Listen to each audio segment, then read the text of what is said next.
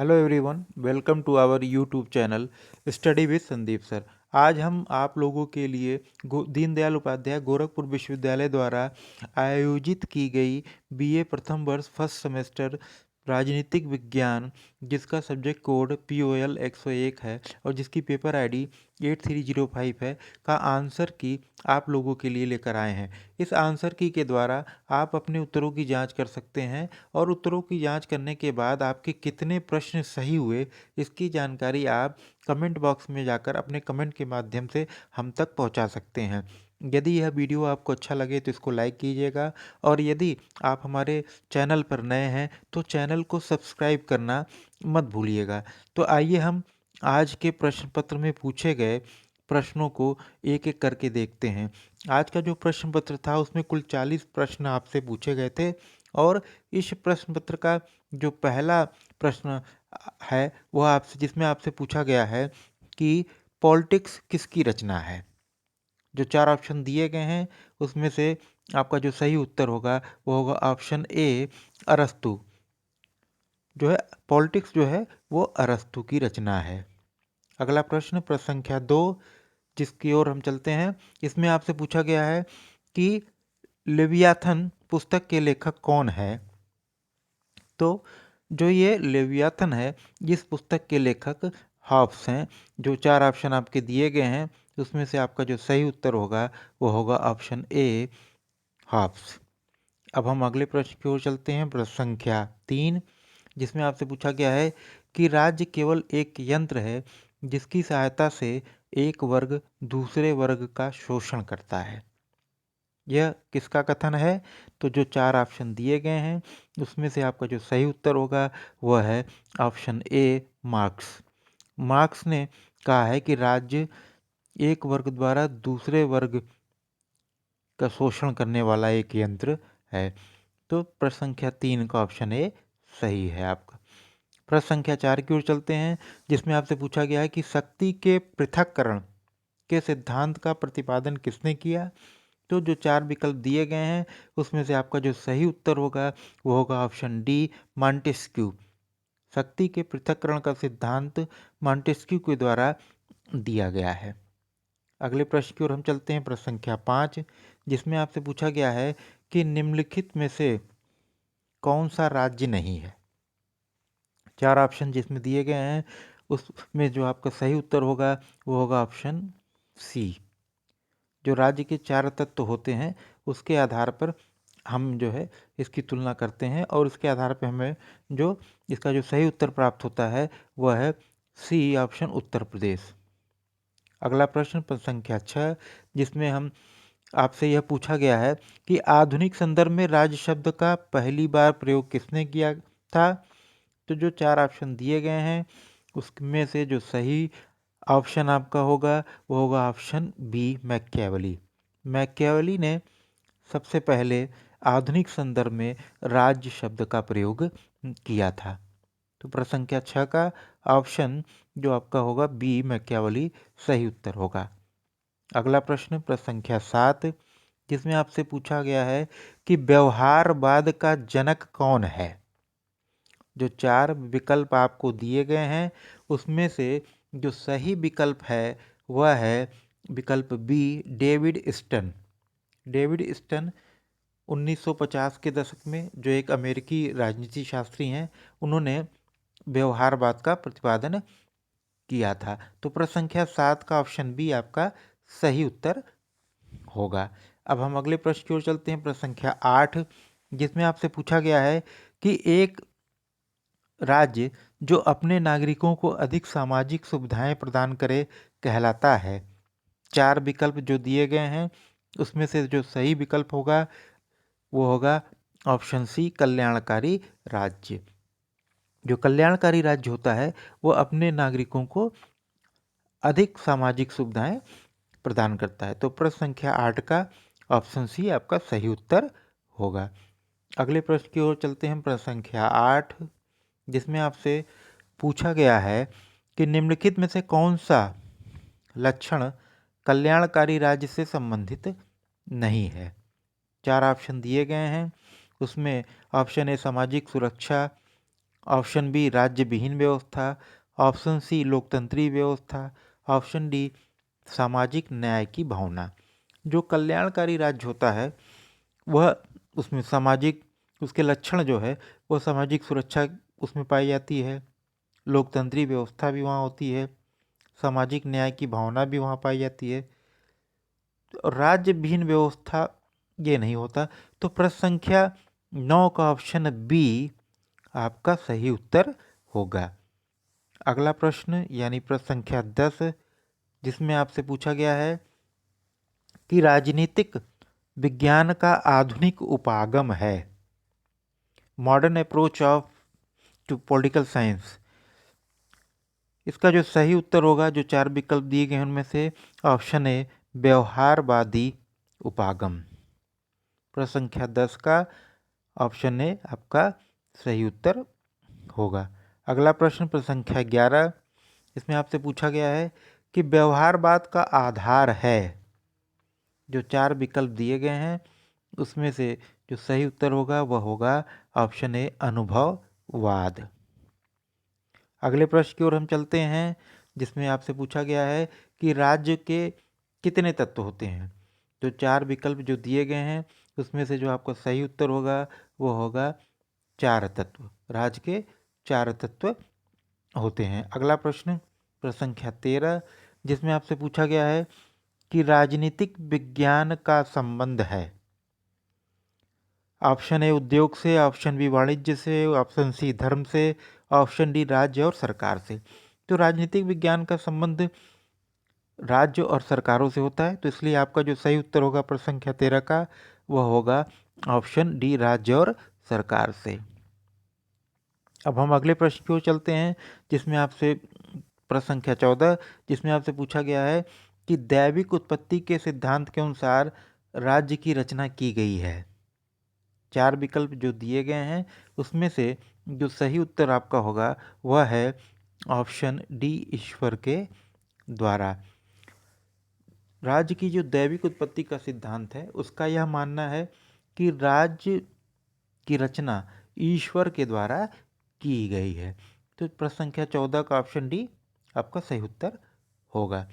अगला प्रश्न यानी प्रश्न संख्या 15, जिसमें आपसे पूछा गया है कि नगर राज्य शब्द सामान्यतः संबंधित है। जो 4 ऑप्शन आपके दिए गए हैं उसमें से सही ऑप्शन है प्राचीन यूनान से। प्राचीन यूनान से जो है नगर राज्य संबंधित है। तो प्रश्न संख्या 15 का ऑप्शन बी आपका सही उत्तर होगा। अगला प्रश्न यानी प्रश्न संख्या 16, जिसमें आपसे पूछा गया है कि राजनीतिक विज्ञान शब्द का प्रयोग सर्वप्रथम किसने किया था। तो जो 4 विकल्प हैं उसमें से आपका सही उत्तर होगा वो होगा विकल्प सी अरस्तु। अरस्तु ने सबसे पहले राजनीतिक विज्ञान शब्द का प्रयोग किया था। अगला प्रश्न संख्या 17, जिसमें आपसे पूछा गया है कि राजनीति का पर्यायवाची जो अंग्रेजी शब्द पॉलिटिक्स है किस शब्द से बना है। तो जो 4 विकल्प दिए गए हैं उसमें से सही उत्तर आपका जो होगा वो होगा ऑप्शन सी यूनानी शब्द पोलिस से। अंग्रेजी का जो पॉलिटिक्स शब्द है वो यूनानी शब्द पोलिस से बना हुआ है। अगला प्रश्न संख्या 18, जिसमें आपसे पूछा गया है कि राजनीतिक विज्ञान सर्वोत्तम विज्ञान है, यह कथन किसका है। प्रश्न संख्या 18 में आपसे यही पूछा गया है। जिसका जो सही उत्तर होगा वो होगा ऑप्शन बी अरस्तु। अरस्तु ने कहा कि राजनीतिक विज्ञान सर्वोत्तम विज्ञान है। प्रश्न संख्या 19 की ओर हम चलते हैं, जिसमें आपसे पूछा गया है कि किस सिद्धांत ने स्वीकार किया है कि राज्य युद्ध से उत्पन्न हुआ है। जो 4 ऑप्शन दिए गए हैं उसमें आपका सही उत्तर होगा ऑप्शन बी दैवी शक्ति सिद्धांत। राज्य की उत्पत्ति का जो शक्ति सिद्धांत है उसका मानना है कि राज्य जो है वो युद्ध से उत्पन्न हुआ है।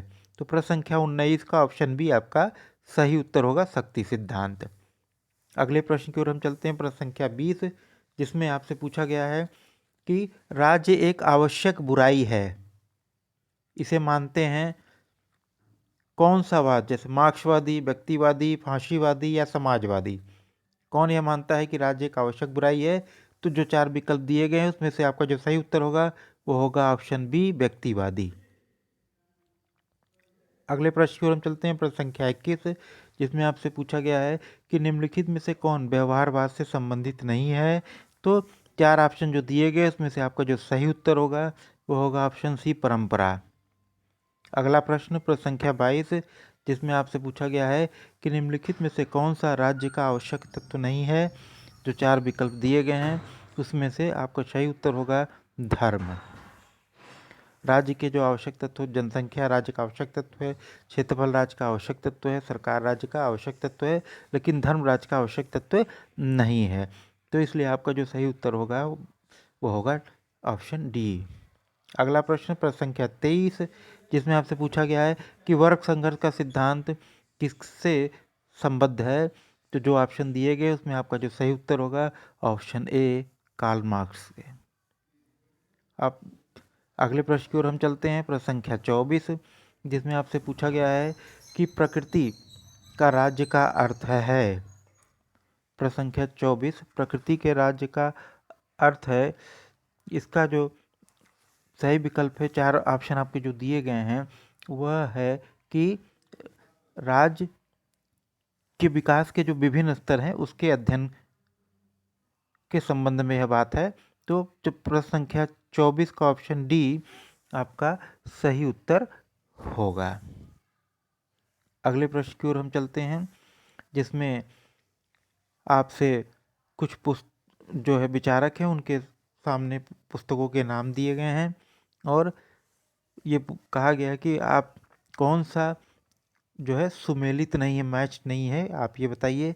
तो प्रश्न संख्या 25 में प्लेटो का स्टेटमेंट सही है, मिल का ऑन लिबर्टी ये भी सही है, लॉस्की का ग्रामर ऑफ पॉलिटिक्स ये भी सत्य है, और ऑप्शन डी में दिया मार्क्स का द स्टेट एंड रिवोल्यूशन यह सत्य नहीं है। तो आपका जो सही उत्तर होगा 25 का वो होगा डी। अगला प्रश्न प्रश्न संख्या 26, जिसमें आपसे पूछा गया है कि मार्क्सवादियों के अनुसार राज्य है। तो मार्क्सवादियों के अनुसार राज्य एक मानवकृत संस्था है। प्रश्न संख्या 26 का ऑप्शन सी आपका सही उत्तर होगा। अगले प्रश्न की ओर हम चलते हैं, प्रश्न संख्या 27, जिसमें आपसे पूछा गया है कि सामाजिक संविदा का सिद्धांत देने वाले विद्वानों के अनुसार राज्य है। चार विकल्प जो दिए गए हैं उसमें से सही विकल्प है ऑप्शन सी, एक मानवकृत संस्था। प्रश्न संख्या 27 का ऑप्शन सी आपका सही उत्तर होगा। प्रश्न संख्या 28 की ओर हम चलते हैं, जिसमें आपसे पूछा गया है कि राजनीति को कौन क्या पाता है, कब और कैसे, किसने परिभाषित किया है? तो यह परिभाषा जो है हेराल्ड लॉसवेल की है, जो कि आपके जो विकल्प दिए गए हैं चार प्रश्न संख्या 28 में उसमें से जो सही उत्तर होगा वो होगा ऑप्शन बी, हेराल्ड लॉसवेल। अगले प्रश्न की ओर हम चलते हैं, प्रश्न संख्या 29, जिसमें आपसे पूछा गया है कि लोकतंत्र में अभिजन सिद्धांत के समर्थक हैं। तो लोकतंत्र में अभिजन सिद्धांत के समर्थक जो चार ऑप्शन दिया गया है वो है ऑप्शन बी, 29 का मोस्का। 29 का ऑप्शन बी आपका सही उत्तर होगा। अब हम प्रश्न संख्या 30 की ओर चलते हैं, जिसमें आपसे पूछा गया है कि कानून बनाने की शक्ति किसमें निहित है? कार्यपालिका, विधायिका, न्यायपालिका या भारत के मुख्य न्यायाधीश? तो कानून बनाने की शक्ति विधायिका में निहित होती है। तो प्रश्न संख्या 30 का ऑप्शन बी आपका सही उत्तर होगा। अगला प्रश्न प्रश्न संख्या 31, जिसमें आपसे पूछा गया है किसका कथन है प्रजातंत्र जनता का, जनता के द्वारा, जनता के लिए सरकार है। बहुत ही लोकप्रिय कथन है लोकतंत्र के बारे में, और यह कथन जो है वो है अब्राहम लिंकन का। तो जो आपके चार विकल्प दिए गए हैं उसमें से विकल्प सी आपका सही उत्तर होगा। अगला प्रश्न जिसमें आपसे पूछा गया प्रश्न संख्या 32, आधुनिक प्रजातंत्र जाना जाता है। जो चार विकल्प दिए गए हैं उसमें से आपका जो सही उत्तर होगा वह होगा प्रतिनिधि प्रजातंत्र। ऑप्शन बी आपका सही उत्तर होगा। अगला प्रश्न प्रश्न संख्या 33 की ओर हम चलते हैं, जिसमें आपसे पूछा गया है कि अधिनायक तंत्र का लक्षण है। जो 4 विकल्प दिए गए हैं उसमें विकल्प 1 दिया है स्वतंत्र प्रेस, ये तो लक्षण नहीं है अधिनायक तंत्र का। प्रभावशाली विरोधी दल, यह भी अधिनायक तंत्र का लक्षण नहीं है। ऑप्शन सी दिया है प्रबुद्ध लोकमत, ये भी अधिनायक तंत्र का लक्षण नहीं है।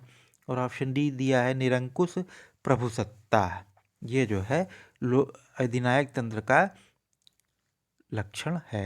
डिक्टेटरशिप, जहाँ एक निरंकुश प्रभुसत्ता होती है। तो प्रश्न संख्या 33 का ऑप्शन डी आपका सही उत्तर होगा।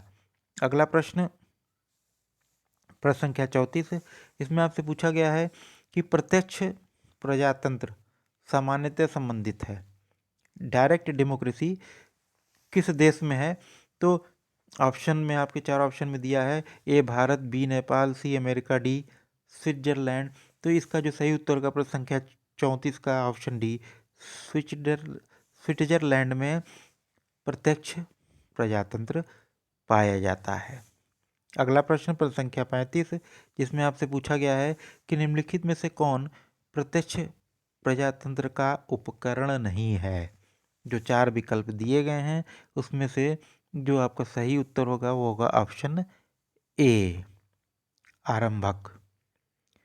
अगला प्रश्न प्रश्न संख्या 36, जिसमें आपसे पूछा गया है प्रजातंत्र में अंतिम सत्ता निहित होती है। तो प्रजातंत्र में हम लोग जैसा जानते हैं कि अंतिम सत्ता जनता में निहित होती है। प्रश्न संख्या 36 का ऑप्शन सी आपका सही उत्तर होगा। अगला प्रश्न प्रश्न संख्या 37, जिसमें आपसे पूछा गया है कि दल विहीन लोकतंत्र की अवधारणा किसने दी थी।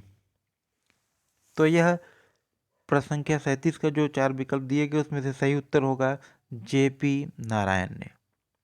प्रश्न संख्या 37 का ऑप्शन बी आपका सही होगा उत्तर। जेपी नारायण ने दल विहीन लोकतंत्र की अवधारणा प्रस्तुत की थी।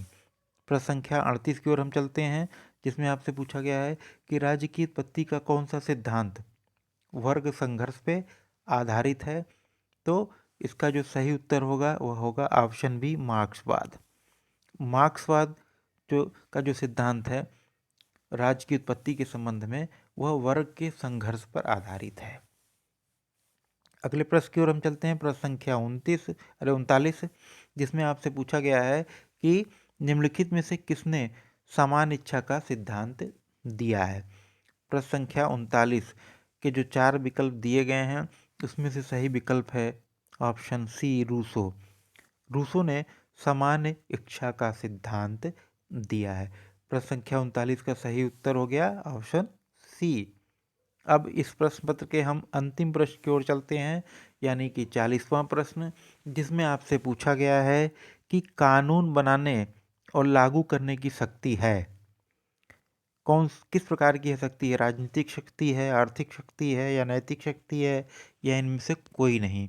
तो कानून बनाने और उसको लागू करने की जो शक्ति होती है उसको हम लोग राजनैतिक शक्ति के नाम से जानते हैं, यानी कानून बनाना और लागू करना राजनीतिक शक्ति है। तो प्रश्न संख्या 40 का ऑप्शन ए आपका सही उत्तर होगा।